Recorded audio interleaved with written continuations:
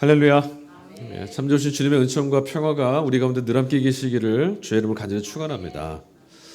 여러분, 우리가 살아가고 있는 이 사회는요, 다양한 사상, 다양한 가치관들이 하나가 되어 있는 세상입니다. 민주주의의 정체성이라는 게 바로 여기에 있다고 할 수 있죠. 그런데 여러분, 다양함이라는 것이 혼란을 가져올 수도 있고, 그래서 사회나 국가가 위험에 떨어질 수도 있다고 우려하시는 분들도 있습니다. 다 그런 것은 아니지만 그런 분들 중에는 나라를 위해서라는 대의 명분을 늘 기억하고 또 그것으로 생각하고 그것으로 판단하고, 또 요즘에는 보니까 그런 분들은 이 반공을 국시나 복음처럼 여기면서 살아가시는 것 같습니다. 그런데 여러분, 이렇게 우리가 자꾸만 국가주의, 전체주의 이런 사고에 자꾸 치우치다 보면요, 다수를 위해서는 소수의 인권이라는 것은 얼마든지 희생도 괜찮다, 당연한 것처럼 여길 수 있는 자칫 괴물처럼 바뀔 수도 있습니다. 자신의 생각과는 다르고 선택이 다른 이들에게서 나라를 좀 살려내야 된다고, 그런 조급함이, 또 그런 이들을 대할 때마다, 마주할 때마다 무척 공격적으로 돌변하는 모습들을 보면 아주 걱정스럽습니다. 이런 사람들은 다양한 나라, 다양한 민족, 다양한 성별 이렇게 모여있는 우리를 인정하려 들질 않습니다. 여전히 나는 너희와 다르다거나 아니면 나는 너희를 결코 받아들일 수 없다, 이런 생각을 갖고 있죠. 그런데 참 특이한 건 뭐냐면 여러분들은 항상 하나됨 이렇게 강조합니다. 그분들이 말하고 있는 하나라는 것은 자신을 중심으로 하는, 정복하고 흡수하고 군림하고 굴복시켜서 얻는 명목상의 하나이고, 그 하나는 언제나 나입니다. 그런데도 이런 분들이 요즘 보니까 복음을 운운하고 성경을 자주 인용합니다. 무척 불편합니다. 이분들의 진짜 문제점이 여러분 뭔지 아십니까? 사람들과 같이 움직이고 이런 운동을 하고 저런 운동, 그게 아닙니다. 이들의 정말 문제는 뭐냐면 자기 스스로를 속이고 있고 서로를 속이고 있고, 그리고 그런 방식으로 세상도 속이고 있다는 겁니다. 과연 여러분 어떻습니까? 이분들의 걱정처럼, 이분들의 염려처럼, 이분들의 조바심처럼 국가라는 것이 영원하겠습니까? 그리고 정말 그들이 지켜내려고 했던 이 국가가 우리를 영원히 지켜낼 수 있을까요? 성경은 오늘 이 문제에 대해서 대단히 회의적으로 답하고 있습니다. 같이 오늘 이 말씀을 찾아보죠. 오늘 일독서 구약 본문으로 읽을 말씀은 사무엘상 8장 말씀입니다. 여러분 알다시피 이스라엘은 12지파가 동맹하여서 연합한 공동체입니다. 12지파 동맹체제, 그들이 신앙으로 하나 되어서 하나님을 믿는 신앙으로 결속하여서 이루어진 공동체였습니다. 그 이스라엘이 왕정시대, 국가로 넘어가는 장면을 오늘 말씀이 보여줍니다. 그래서 성서 안에서도 신학적으로 오늘 읽은 이 대목은 굉장히 중요한 의미를 가지는 본문으로 읽혀집니다. 자, 오늘 본문 말씀 보니까 이스라엘 장로들이 한 자리에 다 모였습니다. 왜 모였을까요? 이유는 한 가지였습니다. 제사장인 사무엘을 통해서 하나님께 왕을 달라고 요구하기 위해서였습니다. 자, 그러면 이스라엘에 지금 갑자기 왕이 필요하게 됐을까요? 그건 아닙니다. 가나안 땅에 들어와서 정복 전쟁을 하면서 치열하게 이들은 지금까지 살아왔는데, 치열하게 살아왔던 그 시간 동안 그들이 도달했던 결론이 이거였던 거예요. 왕이 필요하구나.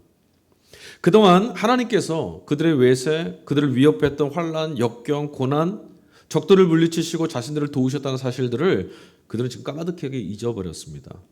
그리고는 지금 무엇을 구하냐면 자신들을 괴롭히고 있는 그들처럼, 자신들을 궁박하게 만들고 괴롭히고 무너지게 만드는, 두려움을 가져다주는 그들처럼 강성한 나라를 만들고 싶다는 생각만 하고 있습니다. 사실 지금 그들은 왕이 필요한 상황에 떨어져 있는 게 아닙니다. 왕을 가지고 있는 어떤 이들과의 비교에 떨어져 있는 겁니다. 물론 지금 이들이 표면적으로는 하나님께 구하고 있습니다. 왕을 달라고. 하지만 여러분, 하나님께 간구하고 있는 것 같고 하나님 앞에 서 있는 것 같지만 실제로는 우리도 다른 나라처럼 되어야 되지 않겠습니까? 자신들이 바라는 욕망을 지금 붙들고 있을 뿐입니다. 성경은 이 장면을 그들이 열심히 있었고 신앙심이 있었고 하나님 앞에 있었고 하나님께 간절했다, 이렇게 평가하지 않습니다. 오늘 말씀 7절 후반절 보니까 이렇게 말합니다. 하나님 말씀입니다. 그들이 너를 버린 것이 아니라 나를 버려서 자기들의 왕이 되지 못하게 하는 것이다. 지금 이들이 하는 모습은요, 겉으로 보면 무엇이냐면 하나님께 구하고 있고 하나님께 바라고 있고 하나님께 기도하고 있을 뿐입니다. 그런데 하나님 뭐라 말씀하셨냐면 저들이 나를 버렸다. 우리 얼마든지 기도할 수 있습니다. 우리 얼마든지 예배드릴 수 있고 우리 얼마든지 신앙인으로 성도로 살 수 있지만 하나님이 이렇게 말씀하실지 모릅니다. 저들이 나를 버렸다. 그럼 여러분, 하나님을 버렸다라는 말은 무슨 뜻일까요? 지금 이들은 여전히 하나님을 향하고 있고 제사장을 통해서 하나님을 만나고 있고 하나님께 간구하고 있습니다. 하나님을 버린 건 무엇을 말하는 걸까요? 하나님을 불신했다는 겁니다. 그러면 우리는 이런 질문을 해야죠. 그럼 왜 이들이 하나님만 믿지 못하고 왕이 필요하다라는 생각에 사로잡혔을까? 왜 어쩌다가 이들이 하나님에 의해서 구원받고 하나님에 의해서 자유를 얻은 하나님을 통해서 중심으로 모인 이런 민족 공동체가 된 이들이 하나님을 잊어버리고 다른 나라처럼 다른 무엇처럼 이런 생각에 사로잡히게 된 것일까? 사실 이들이 지금 이 비교로 떨어진 이유는 불안감 때문이었어요. 왕을 중심으로 이루어지고 있는 강력한 중앙 집권제, 지금 주변을 자신들을 둘러싸고 있는 주변의 나라들은 다 이렇게 바뀌고 있습니다. 다 왕이 있고요. 왕을 중심으로 다 똘똘 뭉쳐 있습니다. 그런 나라들과 비교를 해보니까 우리는 뭔가 좀 달라요. 보니까 우리는 하나님을 향한 신앙이라고 하는 그 동기를 가지고 12지파가 서로 다른 지파가 그냥 한 군데 이제 연합한 것 뿐입니다. 그러니까 자신들의 처지를 보니까 비교를 하고 보니까 대단히 비효율적인 거예요. 저들은 왕이 명령하면 일사불란하게 움직입니다. 그런데 이스라엘은 그렇지 않습니다. 전쟁이 일어나면 어떻게 되는지 아십니까? 나팔이 울립니다. 나팔이 울리면 지파들 모두가 자기 일처럼 협조하고 나서야 됩니다. 문제는 그 지파들 중에 이런 사람도 있다는 거죠. 내가 아니어도 누군가 맞겠지. 게다가 각 지파를 불러 모으는 것, 연락해서 일일이 어디로 와라, 어디에서 싸움이 있다 불러 모으는 일도 만만치 않은 일이죠. 또 이미 우리가 사무엘기를 읽기 이전에 성경에 사사기라는 책이 있는데 이 사사 시대에 이미 그들은 경험한 게 하나 있어요. 뭐냐면 이 각 지파가 한 마음이 되지 않으면 얼마든지 오해가 생길 수 있다. 그리고 그 오해가 아무리 사소하고 아무리 작은 거라도 한 번 오해가 생기면 그 결과는 아주 참담하고 아주 참혹한 그런 결과를 초래할 수밖에 없다라는 걸 경험했어요. 실제로 사사기에 가보면 단 한순간의 일 때문에 오해 때문에 12지파 중에 베냐민이라고 지파가 멸문지화를 당할 뻔한 일도 있었습니다. 씨가 말릴 수 있었어요. 그러니까 지금 가뜩이나 아주 강세한 외세들이 둘러싸여서 그들이 늘 위협하고 있는 그런 현실 속에서 더 이상 이런 체제로는 우리의 내일을 지켜낼 수 없는 거예요. 불안한 거예요. 언제든지 우리 12지파가 서로 마음이 안 맞으면 저 지파가 나를 지금 어떻게 보는지 잘 모르겠고 이쪽 지파가 나를 미워하는지도 모르겠고 이 불안감 가운데 있다 보면 내일은 우리가 생존하지 못할 수도 있겠다. 우리 망할 수도 있겠다. 이런 결론에 도달한 거죠. 그러니까 여러분 이 판단 자체는 이들의 이런 결정 자체는 대단히 합리적인 겁니다. 아마도 저와 여러분 우리도 같은 처지였다면 똑같은 선택을 하지 않았을까요? 저 사람 저렇게 하는데 왜 내가 이렇게 할까? 저 사람이 이렇게 살더라. 저 사람이 이런 것도 하더라. 저 교회 가니까 이런 거 하고 이 교회 가니까 이런 거 하더라. 우리 늘 그런 비교에 내몰리잖아요. 그러니까 지금 이 이스라엘 공동체가 왕이 없어서가 아니라 불안해서 그런 거예요. 하나님만 믿으면 되는데 하나님만으로는 안 되겠다라고 하는 염려로 떨어진 겁니다.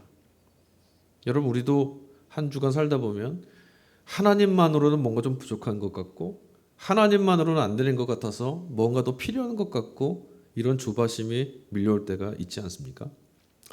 이스라엘은 왜 이렇게 신앙이 무너졌을까? 그냥 하나님만이라는 것을 강령처럼 여기며 살아왔던 이들이 어쩌다가 하나님 말고 왕도 필요합니다. 이렇게 하게 됐을까? 하나님께서 이들의 간구와 요청에 이렇게 응답하셨어요. 맨 처음에 그들이 요구를 하니까 왕이 세워지면 어떤 일이 벌어질까? 너희들이 원하고 있는 인간 왕은 어떤 존재인지 아느냐? 이거 가르쳐 주셨습니다. 인간 왕이 세워지면 어떻게 되죠? 백성들의 삶을 파괴하고 군림하게 되고 그들의 것들, 그들의 자녀의 것들을 다 뺏고 결국 그들을 종처럼 여길 거다. 이렇게 말씀하셨어요. 그러니까 왕을 세우게 되면 종국에는 어떤 일들이 벌어지냐? 너희의 삶이 오히려 피폐해지고 파괴되고 말 거다. 가르쳐 주신 겁니다. 근데 여러분 좀 이상하지 않습니까? 그들의 삶이 이스라엘 백성들의 삶이 왕을 달라는 그들의 삶이 결국 왕이 생기면은 파괴될 것이다라고 하나님께서 걱정되셨다라면 그럼 어떻게 하셔야 되죠? 왕을 달라는 그들의 요구를 거절하셨어야죠. 걱정되셨다면. 아니면 자신을 믿지 못해서 왕이 필요합니다라고 말하는 이런 이들을 꿀밤이라도 한 대 딱 주면서 잘못하는 거야. 그러면 안 된다고. 이렇게 하셔야 될 것 같은데 하나님은 이내 자신을 불신하고 있는 이들의 청을 나를 버렸다라고 말씀하시면서도 그들의 청을 들어줍니다. 이해하기가 참 어려운 대목이죠. 근데 여러분 이 생각을 좀 한번 해보세요. 우리도요. 지나온 우리들의 걸음 돌아보면서 똑같이 이럴 때가 있어요.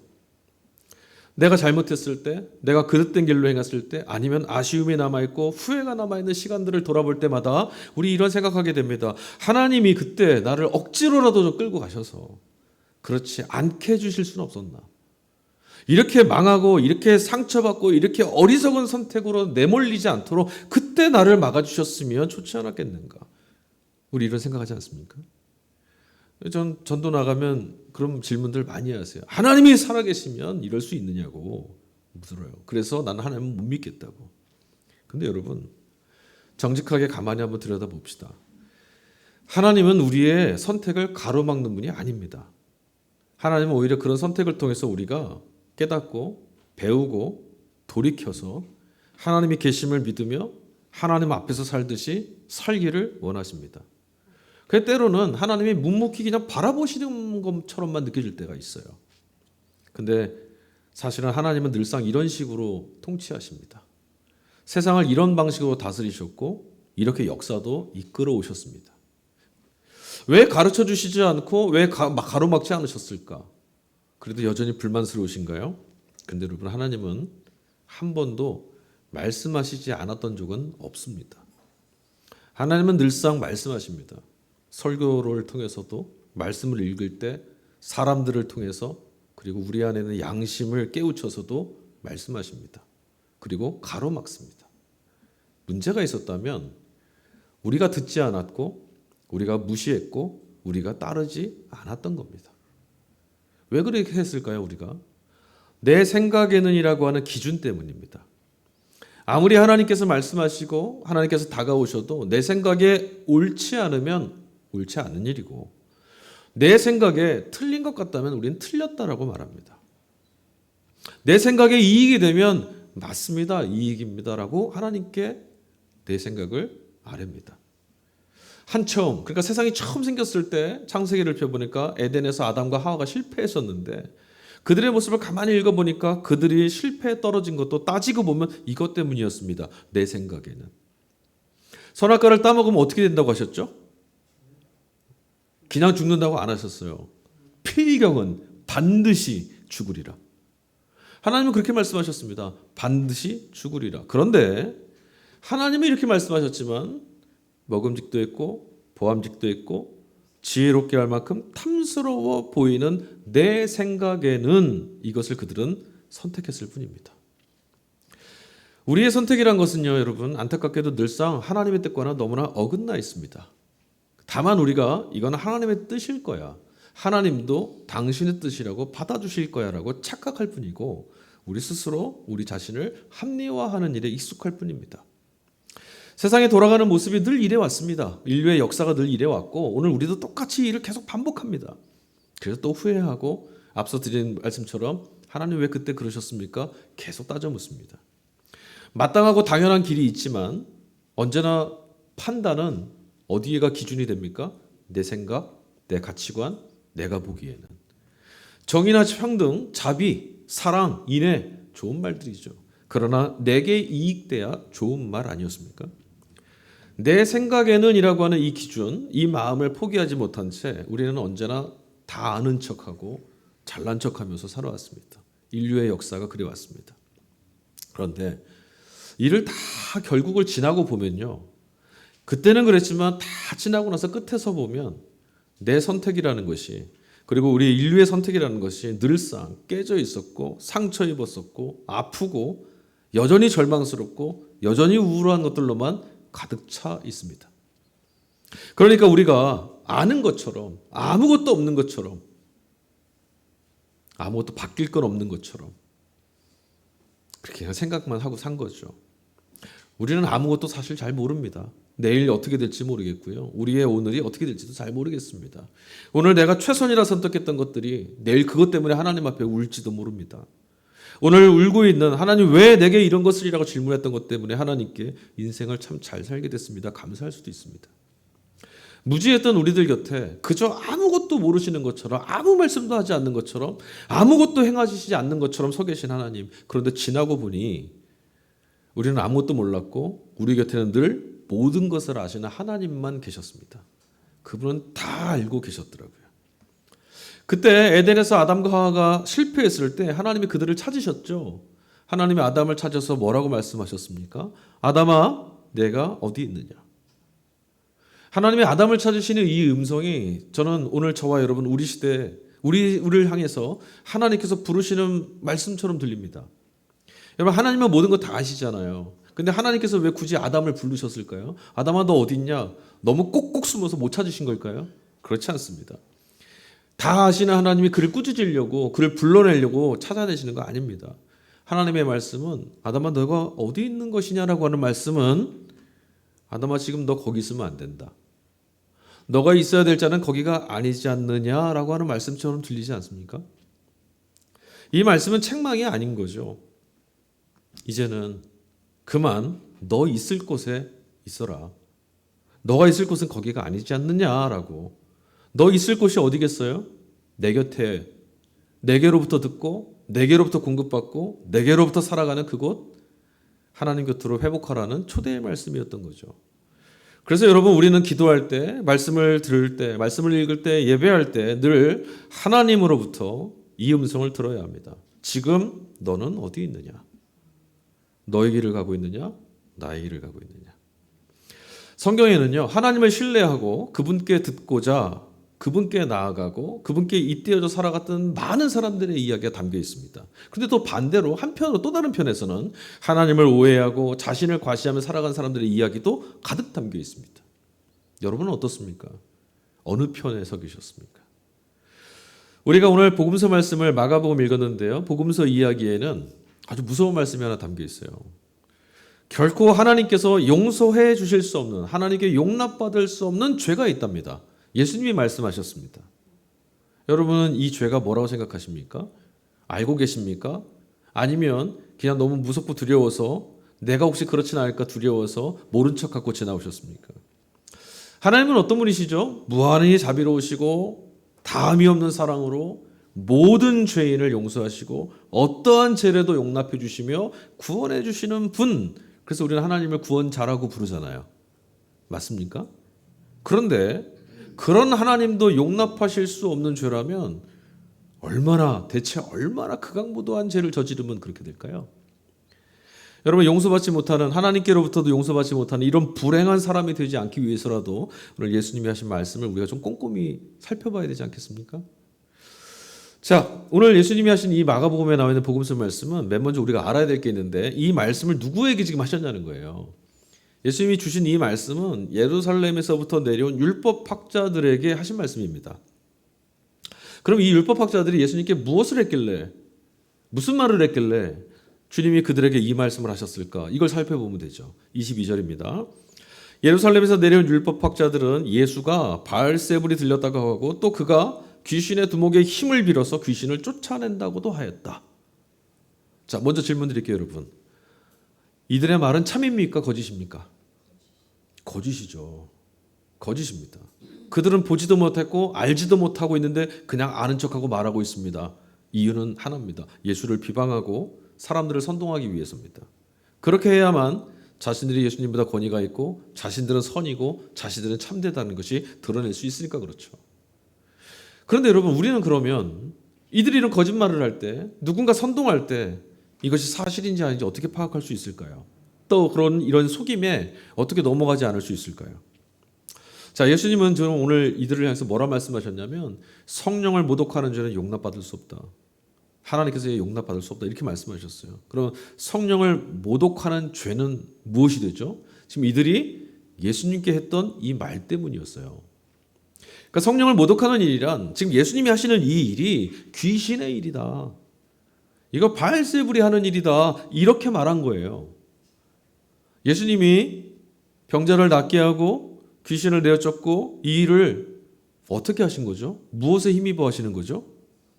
하나님께. 예수님은 언제나 어느 곳에 계시든 무엇을 하시든 무슨 말씀을 하시든 언제나 당신의 모든 것들을 하나님 아버지와 동질화, 일치시키셨어요. 나는 아버지께서 말하라 하신 것들을 말하고 아버지가 가라 하는 곳에 가고 아버지가 하라 하시는 것을 한다. 이 의식만 갖고 사셨단 말이죠. 그러니까 예수님이 하시는 모든 것들은 하나님을 드러내는 일이었어요. 그래서 우리가 예수님이 하시는 일을 보면 하나님은 이런 일을 하시는 분이구나. 예수님이 하신 말씀을 들으면 하나님 우리에게 이런 말씀하실 분이구나 알게 되는 거죠. 그리고 예수님이 계시는 그곳에 하나님의 말씀이 있고 하나님이 일하시는 곳에는 언제나 성령이 계셔요. 그래서 예수님은 늘 아버지 하나님과 함께 하시는 분이고 성령은 늘 예수 그리스도와 함께 하시는 영이에요. 그래서 이것을 우리는 뭐라고 말하냐면 일체이신, 삼위가 일체이신 하나님입니다라고 말하는 거예요. 언제나 함께 계세요. 그런데 이렇게 놓고 보면 이들이 지금 예수님을 비난했잖아요. 귀신 들린 자야. 귀신이 하는 짓을 하고 있어. 그럼 이 말은 예수님을 비난하는 이 말은 누구를 비난하는 게 되냐면 하나님을 비난하고 성령을 비난하는 일이 되고 마는 거죠. 이게 바로 성령을 모독하는 일, 성령을 회방하는 일, 죄라고 하는 겁니다. 그러니까 이 일은 어떤 거냐면 내 생각에는 내 기준으로 봤을 땐 내 자의로 하나님을 하나님으로 인정하려 들지 않는 것, 이 불신이 바로 용납될 수 없는 죄라는 거예요. 무섭죠? 여기서 우리가 간과하면 안 되는 일이 있습니다. 주님께서 지금 뭐라 말씀하셨냐면 용서받지 못하는 죄에 대해서 말씀하셨어요. 그러니까 다른 모든 것들은 다 용납돼도 이것만큼은 용납될 수 없다고 말씀하신 거예요. 주님이 뭐라고 하신 거냐면 주님을 인정하고 주님을 믿지 않는 모든 것들은 하나님께서 용납해 줄 수 없다라고 말한 겁니다. 그럼 반대로 얘기해 볼게요. 주님을 믿고 주님을 인정하며 살아가는 이들의 모든 것들은 하나님이 어떻게 하실까요? 용납해 주시죠. 주님을 믿고 살아가는 저와 여러분들의 걸음, 저와 여러분들의 선택을 하나님은 모두 다 끄덕여 주십니다. 시편 1편에 나와 있는 말씀입니다. 시편 1편 복 있는 자는 제가 제일 좋아하는 말씀인데 6절 마지막에 이렇게 되어 있어요. 무릇 악인들의 길은 필경 망하리느니와 의인의 길은 그가 인정하시느니라. 그가 무엇을 하면 인정하십니다? 아닙니다. 의인들의 길이라면 하나님이 인정하시느니라. 저와 여러분들이 어떻게 하면 좋을까? 걱정하지 마십시오. 하나님 안에 주님의 이름을 가지고 살아가는 이들이라면 하나님 높고 처남, 잘했다 못했다 따지지 않으십니다. 다 받아주십니다. 다 잘했다 하시는 겁니다. 여러분 각자의 삶의 모양 다 옳습니다. 다 귀합니다. 주님께서 지금 말씀하신 이 대목을 우리 잘 기억해야 합니다. 주님을 믿고 살아간다는 것이 얼마나 큰 복인지. 우리 인생이 하나님이 보실 때 책망받을 인생이 되지 않는 거고 실패하는 인생 되지 않는 거고 내몰리는 인생이 안 되는 거예요. 주님을 믿고 나갈 때 우리들의 모든 걸음은 우리들의 모든 인생은 나 자신도 후회하고 나 자신도 불만스러운 이 인생을 하나님은 귀하다라고 인정해 주시는 삶이 되는 거죠. 자, 그런데 여기에는 두 가지 문제가 있습니다. 첫 번째, 그렇다면 과연 우리가 언제나 주님을 그리스도라고 언제나 주님이 하나님과 함께 하시는 거고 하나님 일을 하시는 거라고 믿을 수 있을까? 이게 잘 안 돼요. 예수님이 하시는 일은 어디서 드러났냐면 십자가에서 드러났거든요.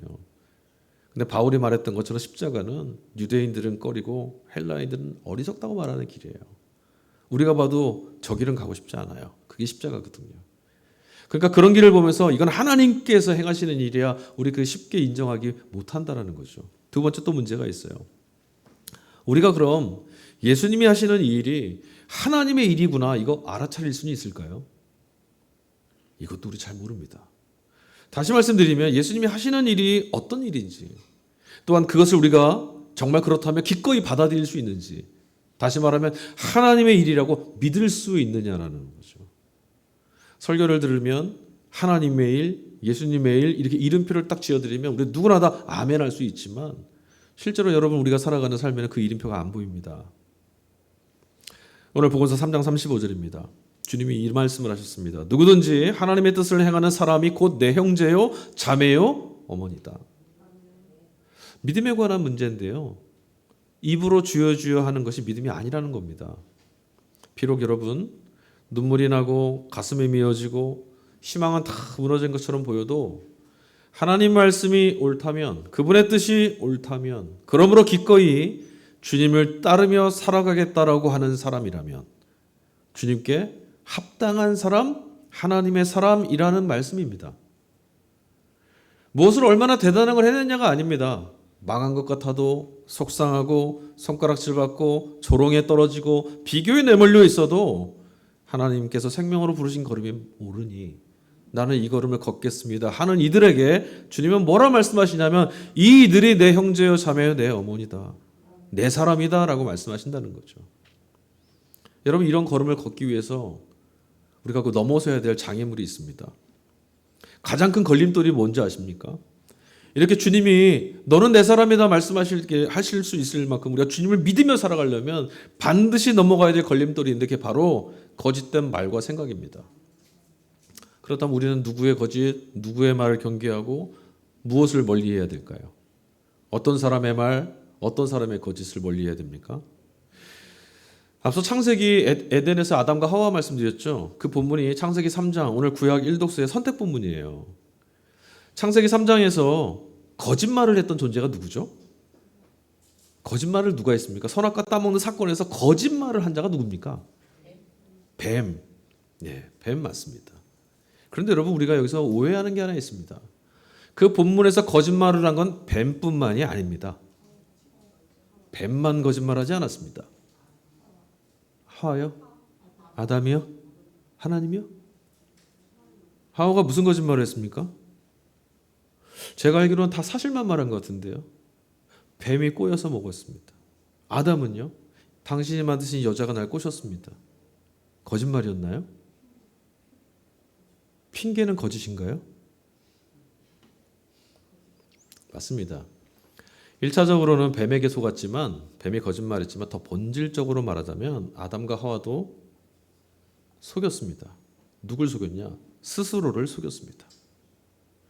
하나님처럼 되고 싶었고 지혜롭고 싶던 자기 자신 안에 있던 탐욕, 자신의 생각에 기꺼이 속아 넘어가 준 겁니다.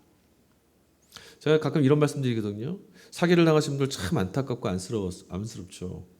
사기를 친 사람들을 저도 막 욕하거든요. 근데 또 한편으로 이런 말씀도 드려요. 사기를 친 사람들에게 본질적인 죄는 거짓말했다는 것이고요. 사기 치는 사람들은 항상 그런 말만 합니다. 사기 당하는 사람들이 듣기에 어떤 말을 할까요? 사기 당하는 사람이 듣기에 싫은 말 하면 사기 당하겠어요? 안 당합니다. 사기를 잘 치는 전문가는 사기를 치고 싶은 그 대상이 듣고자 하는 말을 찾아서 말해줍니다. 거기에 동의하면 당하는 겁니다. 근데 지금 아담과 하와가 뱀의 사기에 자기 자신을 속인 겁니다. 그러니까 거짓에 대한 책임에서 그들도 자유로울 수 없습니다. 오늘 복음서 말씀에서 거짓으로 주님을 공격했던 율법학자들이었죠. 그럼 여기서 우리도 한번 질문해 보는 거죠. 과연 율법학자들만 거짓말을 하고 있을까? 오늘 우리 안에도 주님이 걸어가신 길, 십자가의 길을 선택하셨던 이 주님의 결정을 보면서 이게 하나님 뜻일 리가 없어. 그런 길이 어떻게 하나님이 기뻐하시는 길이고 하나님 세우신 구원의 길일 수 있어. 하나님이 우리에게 요구하시는 길은 저런 게 아니야. 부인하고 싶은 마음이 있진 않을까요? 유대 종교 기득권자들이나 로마의 영광, 이런 것들을 하나님의 일처럼 믿고 싶은 마음이 우리에게는 없을까요? 혹시 우리도 여전히 내 생각에는, 내 기준에는 이라고 하는 이 마음의 소리를 떨쳐내지 못한 채 겉으로만 주님을 믿는다고 거짓을 말하고 있는 건 아닐까? 입으로 말하는데 살지 못하는 이유는 거짓이구나. 우리 스스로에게 이렇게 얘기해 볼 수 있어야 될 것 같습니다. 그럼 우리는 어떻게 해야 쉴 새 없이 몰아닥치는 이런 거짓에서 벗어나서 참자유를 얻을 수 있을까? 기만당하지 않을 수 있을까?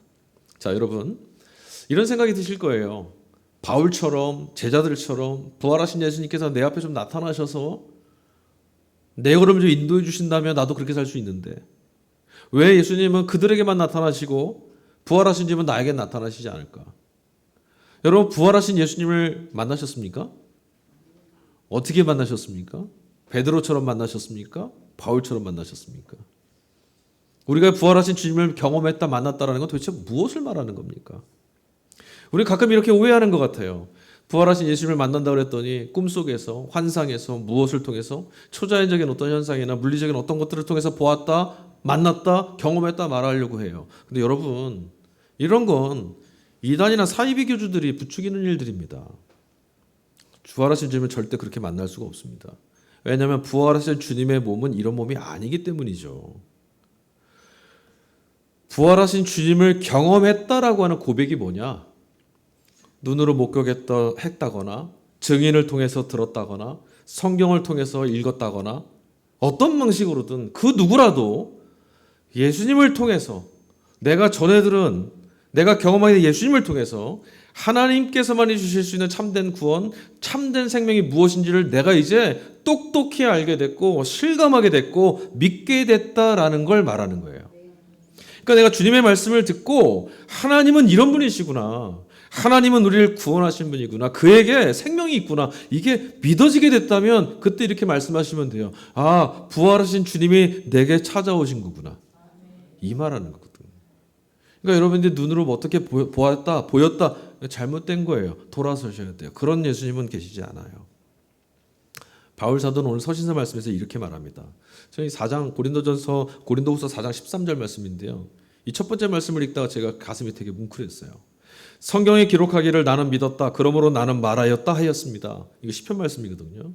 우리는 그와 똑같은 믿음의 영을 가지고 있으므로 우리도 믿으며 그러므로 우리도 말합니다. 아멘 하신 은혜가 있으니 감사합니다. 서로 다른 상황뿐만 아니라 우리는 너무나 다릅니다.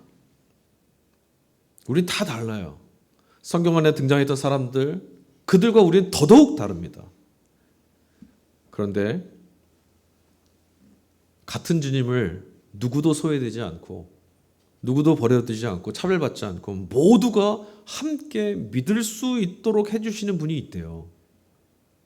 2000년 전에 어떤 이들 뿐만 아니라 우리도 그들처럼 믿을 수 있도록 어떤 신앙의 길을 걸음을 걷었던 사람뿐만 아니라 누구라도 다 같이 하나님을 부활하신 주님을 믿을 수 있도록 우리의 마음을 이끌어 가시는 분이 있답니다. 그리고 그분을 통해서 우리는 예수님께서 하나님께 자신의 인생을 걸고 자신의 모든 걸 맡기고 죽으셨고 또 부활하셨다는 사실을 알게 될 뿐만 아니라 이제 오직 예수님만을 믿고 따르는 것, 그것만이 죄와 죽음에서 해방을 얻을 수 있는 참된 길, 유일한 구원이라는 사실도 믿을 수 있게 됐습니다. 우리는 이제 모두 다 그 무엇이나 그 어떤 사람에 의해서도 더 이상 너는 이것 좀 해내야 되지 않겠느냐. 자기 업적, 자기 실적, 자신의 노력으로 자신의 인생과 삶을 건져내고 완성해내고 구원해내라고 하는 강요로부터 벗어날 수 있습니다. 그것 해야만 산다는 말에서 돌아설 수 있습니다. 왜냐하면 예수님께서 우리의 길이 되어주셨고 예수님께서 보이신 그 믿음이 하나님께로 나아가는 진정한 구원의 길이라는 것을 믿게 되었기 때문이죠. 그럼 이 일을 가능하게 하신 이가 누구냐는 겁니다. 2000년 전에 예수님께서 하나님만을 믿으셨습니다. 그래서 십자가를 향해서 오롯이 걸어가셨죠. 예수님이 그 길을 걸어가실 수 있도록 도우신 분이 있습니다. 비겁했던 제자들이 목숨을 걸고 복음을 전하는 전도자로 변화되게 하신 분이 있습니다.